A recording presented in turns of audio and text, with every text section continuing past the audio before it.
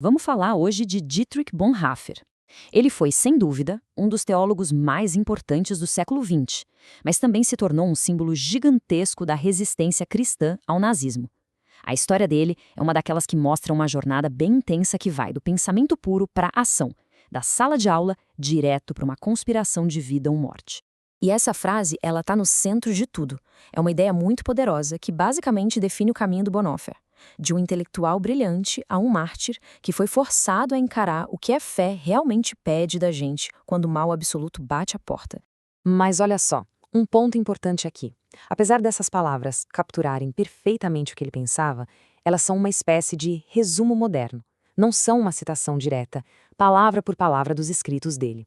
É um detalhe, mas essa precisão histórica ajuda muito a gente a entender quem era o homem de verdade por trás do mito. Então vamos começar pelo começo. Como foi o despertar desse erudito? De onde ele veio? A história do Bonhoeffer não começa num campo de batalha, não. Começa no mundo acadêmico. Ele era o produto de uma família alemã super proeminente, muito intelectual. E o cara era um prodígio, de verdade. Conseguiu o doutorado com 21 anos de idade. A teologia dele era brilhante, mas, naquela época, ainda era muito teórica, sabe? Ele escrevia sobre a igreja como uma comunidade viva. Uma ideia que logo seria testada de um jeito que ele nunca poderia ter imaginado. E aqui a gente vê um ponto de virada fundamental. Tudo mudou quando ele passou um tempo em Nova York. Lá na Igreja Batista Abissínia, no Harlem, ele encontrou uma fé que não era só discutida em salas de aula. Era uma fé vivida na rua, conectada com o sofrimento real das pessoas e com a luta por justiça. Para ele, a fé deixou de ser só um conceito abstrato e virou uma coisa urgente, uma ação concreta. E essa nova visão se tornou absolutamente vital.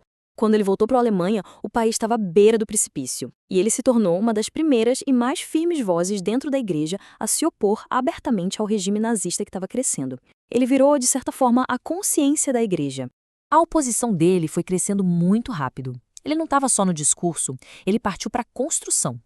Primeiro, ele fez uma denúncia no rádio sobre o culto ao líder e cortaram a transmissão no meio. Depois, ele ajudou a fundar a Igreja Confessante, que era uma alternativa à igreja oficial, já controlada pelos nazistas. E, por fim, ele chegou a criar seminários clandestinos para treinar uma nova geração de pastores. Cada passo era mais ousado e, claro, muito mais perigoso. Mas só resistência teológica não ia ser suficiente. O mundo estava enlouquecendo, e o Bonhoeffer tomou uma decisão que o tirou das salas do seminário e o jogou direto no mundo sombrio da espionagem. Ele se tornou uma espécie de espião de Deus. Pois é, vamos entender isso direito. Ele entrou para a Abwehr, a inteligência do exército alemão. A desculpa oficial era para escapar do alistamento militar obrigatório. Mas a verdade é que ele virou um agente duplo. Ele usava o cargo para viajar, para passar informações para os aliados e, o mais incrível, para ajudar a tirar judeus da Alemanha. Basicamente, ele estava usando as ferramentas do próprio regime para lutar contra ele por dentro. E essa vida dupla, claro, levou ele para uma crise ética gigantesca. Como é que um teólogo, um seguidor de Cristo, consegue conciliar a própria fé com a necessidade de mentir, de conspirar e, no fim das contas, até de pensar em usar a violência? Essa era a escolha do conspirador. E essa pergunta se tornou a questão central dos seus últimos anos. E já não era mais uma pergunta teórica, né? Diante de Hitler, um mal que ameaçava o mundo inteiro, ficar de braços cruzados era uma opção moralmente defensável? E a conclusão a que ele chegou é profunda e bem perturbadora. Ele entendeu que, em situações extremas, para impedir um mal muito maior, uma pessoa de fé não pode ficar neutra. Ela talvez precise agir, mesmo que essa ação seja considerada um pecado, e com isso, assumir a culpa diante de Deus, confiando apenas na graça divina para o perdão. É uma ética pensada para um mundo em pedaços. Como era de se esperar, as atividades dele foram descobertas. Ele foi preso em 1943. Mas foi justamente da sua cela que saíram alguns dos seus textos mais influentes. Ideias que moldaram a teologia para as gerações seguintes. São as cartas do fim. Mesmo da prisão, ele criticava com muita força o que ele chamava de graça barata. Sabe o que é isso? É a ideia do perdão como um cheque em branco, uma desculpa para não mudar de vida.